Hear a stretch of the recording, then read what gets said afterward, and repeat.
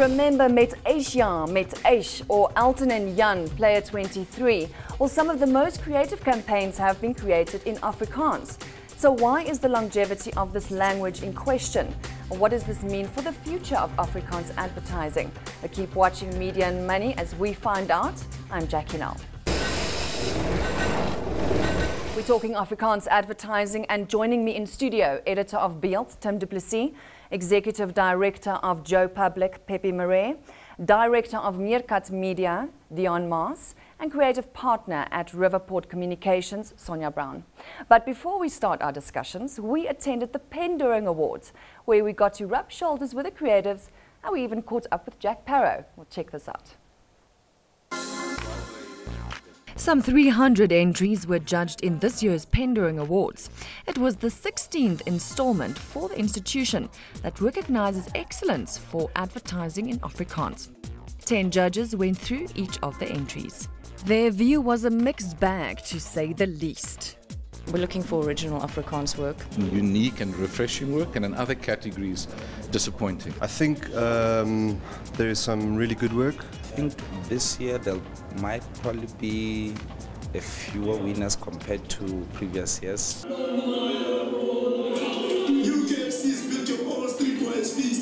Because it comes in different shapes and segments. They navigated between print and television, and they knew they had their work cut out. I find there's not a middle road. There's some areas very good and some areas actually, not as good, or, let's put it the other way around, a lot of opportunity. I think there's also been some really great, truly original Afrikaans work. Favorites today, I think, there were some very clear standout pieces. I think, there was some great work. The work can be better. In general, most of the funny ads tend to do well. I'm looking my best. Nice puppies. Went for stroking. Television was a bit disappointing. Nothing really stood out there. I kind of enjoyed the ocean basket. I think it was quite funny, with the prawns. In the truly South African category, I've seen some great work, which is very encouraging for South Africa's advertising industry as a whole. The end result was a list of finalists in both gold and silver categories to be honoured at an award ceremony. We're at the 16th annual Penduring Awards, and the whole advertising industry is here this evening to celebrate Afrikaans. What is the theme? Well, of course, in true Jack Parow fashion, Afrikaans is cool. The most important media players gathered here to reap the rewards of their hard work.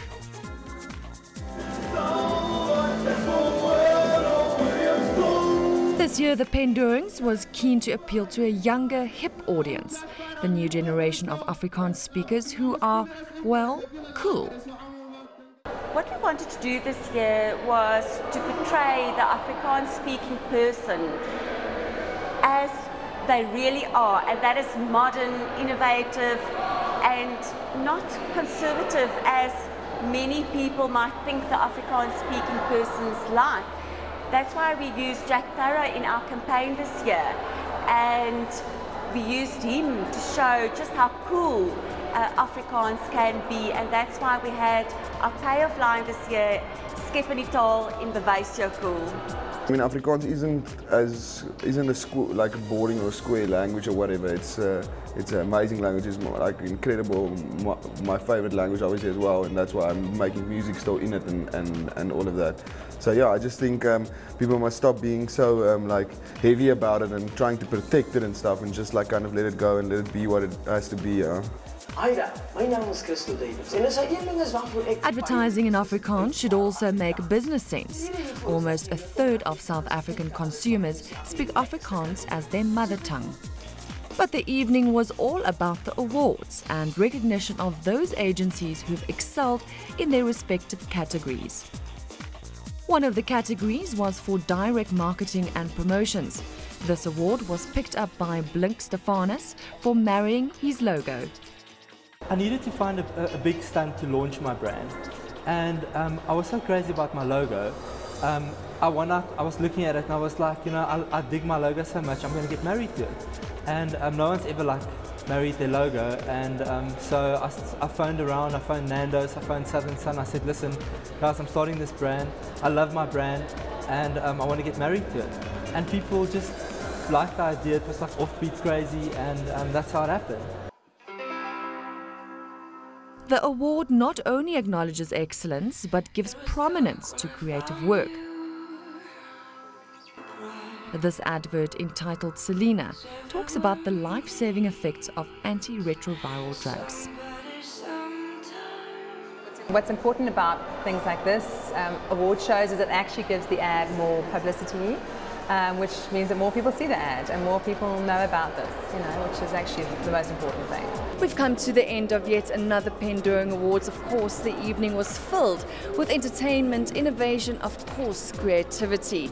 So we certainly look forward to the next Pendoing Awards. Dion, is Jack Parow bringing Afrikaans back? Well, that would imply that Afrikaans has disappeared.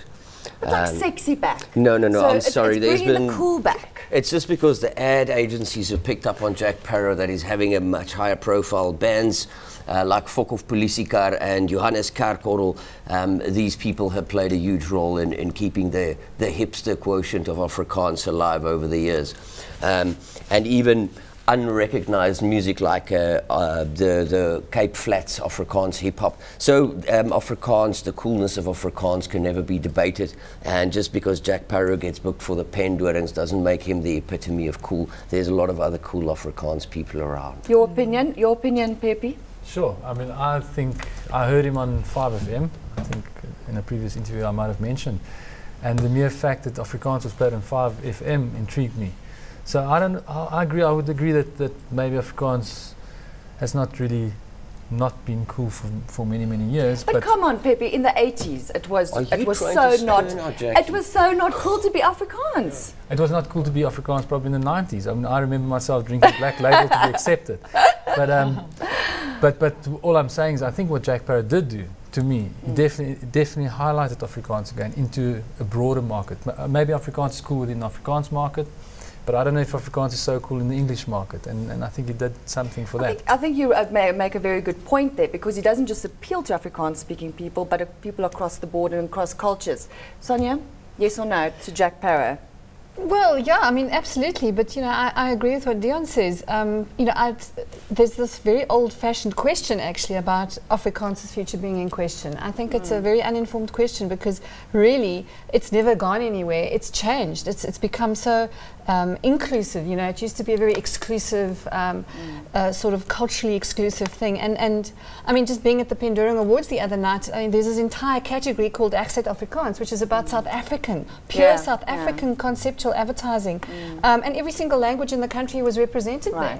So are we seeing a trend towards more of that? Yes, Sonia? Absolutely. I mean, it's a reflection of the society, and it's something that belongs in South Africa, and is very much part of the fabric of everybody here now.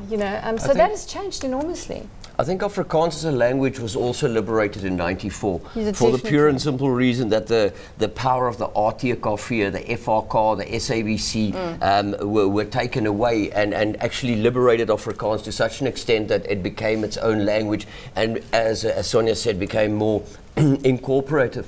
Especially if you're looking at one of the biggest areas of Afrikaans speakers, which is the coloured market, which, I mean, we have to ask the question, why all four people on this panel white? Because that's an area of Afrikaans that's usually forgotten. It's an area of music that's usually forgotten when people speak about Afrikaans music. Which was recognised by David Kramer way back in the 80s. Yeah. So we were cool then already. Yes, with our Roy fellas. What I want to say, Jackie, is yes for Jack Parow, yes for the Jewels Fantasties, yes for the Polisiekar, and yes for Kurt Darren and for Johanetta du Plessis. It's a very diverse community. Two things: there's a quiet revolution happening. It's happening in the area of diversity. It's a hugely diverse community, and therein lies the strength. When Afrikaners were monolithic, they did stupid things. Now that we're diverse and all over the place, we're starting to do smart things. The second thing is we're hugely creative. You've seen that with the advertising on Friday evening. I mean, I live and work I earn my bread and butter in this community. It's very diverse and it's usually creative, all sorts of things happening. The best cultural festivals in the country, best organized in terms of income and everything, is the Afrikaans cultural festival. But I just wanted to touch on that, Tim, with you, is the Afrikaans culture. we poke fun at one another or at ourselves because that is what it is, and you can see it in the one campaigns. good thing that happened, you know, in the 80s, and there I will grant you the point. In the 70s, in the 80s, and you know, not to mention the 60s and the 50s, it was very hard for Afrikaners to laugh at themselves. They took themselves extremely seriously. But we're moving away from that because it was an exclusive kind of society and culture. There was to be this sort of, you know, the oppressors. There was a huge burden that's exactly what's happened. You see, the oppressed, because now we've become the oppressed language. There's so much more creativity because you know it's a very powerful place to be. And the other thing is, you know, a language can never be an oppressor. Only people can be oppressors, but a language can never be a oppressor. I often think of Jan Rabie, the great Afrikaans writer. Dion, I hope you will agree with me, who said apartheid was lethal to Afrikaans. And you know, gradually, that was the most terrible thing that ever happened to this great language and to the culture in its whole diversity. But fortunately, we're sort of moving along. Dion, you wanted to make a point earlier. Yes, firstly I wanted to say that, yes, I agree with Tim's Jan Rabie quote. Also, you must understand that Afrikaans culture cannot be imported. So we have to create our own. So if you look on television, if you watch television, all the best soapies are in indigenous languages, of which Afrikaans is one. Afrikaans books, Afrikaans music, Afrikaans theatre, it's all thriving. And it's thriving because there's a market for it. I mean, even though the death of it has been foretold since the early 90s, people seem to be queuing up to dance on the grave of Afrikaans, but they can't kill us. So, because there's the creativity, but then there's also the money that the Afrikaans market has, and that have access disposable income. Yes. So you have to take all those elements into consideration, because we've been cool for a long time. It's just, it took the rest of the country a while to pick up on it. But it's like the best kept secret. So are we overreacting, Pepe? Are people overreacting to say... This panel, a lot of passionate people what is your opinion? Are people too precious about like Jack said, people being too precious about the language? I don't share the view that the language is going to worry me. I don't share the view at all. Okay. I don't think you can kill a language like this. It's very deep. I do think it's very diversified. Very. I mean, if you look at the segmentation of the Afrikaans market, myself, I'm married to an English woman. I'm a different type of Afrikaner. No, ek slaap van my vyand. Then you get the Afrikaner that lives in Prieska, and then you get the one that lives in Joburg. Completely different. Then you get age. Then you get it's but there is a commonality. diverse. There's something, you know. It's just something that you know. You know, you are Afrikaans or you're not Afrikaans. There's a little something. So Sonia, you are half Afrikaans, Sonia. I sense that immediately. No, I am. Well, I was schooled. I was schooled in English schools. But my family is Afrikaans. You know, I mean, I was a typical South African bilingual family. I mean, we all families in South Africa that are trilingual. So Sonia, do you think it's a fact that consumers will only respond better if they communicate it in their own language? The mother tongue concept. Yeah.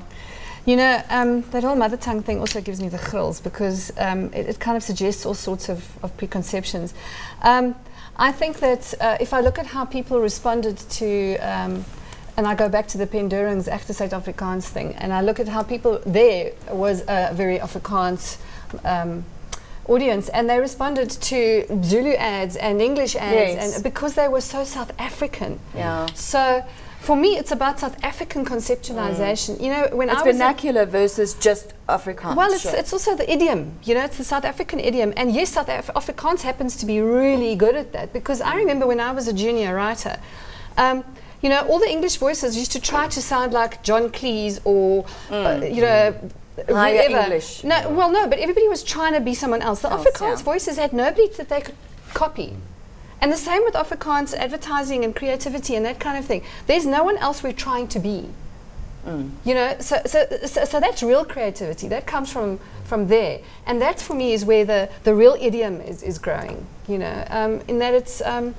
we're not looking outside any longer and going, well, you know, all the guys should have an American accent, or they should sound like the Queen's English. Or, let's just be who we are. And let's try and be John Cleese. And, you know, I mean... Afrikaners are the best speakers of South Africa's 12th official language, and that 12th official language is Vrot Engels. That's the one language we can speak very well. So just before the break, could we just come to a conclusion whether... do we need to reinvent this language, or do we just carry on? It's reinventing itself as it goes. But to adapt to the new generation. That, well, it's adapting already. I mean, my girlfriend's a lot younger than me, from a totally different generation, and she's taking Afrikaans to another level, as is her whole group of friends, including bands like Van Koukartal, Fok of Polisiekar, and a host of others. So there's no need to reinvent the language. It's only English-speaking people in this country who I feel particularly sorry for, because they don't really have any culture of their own. It's only them that will come up with like you know, the language needs to reinvent itself, because it's fine, it's there, it's doing good.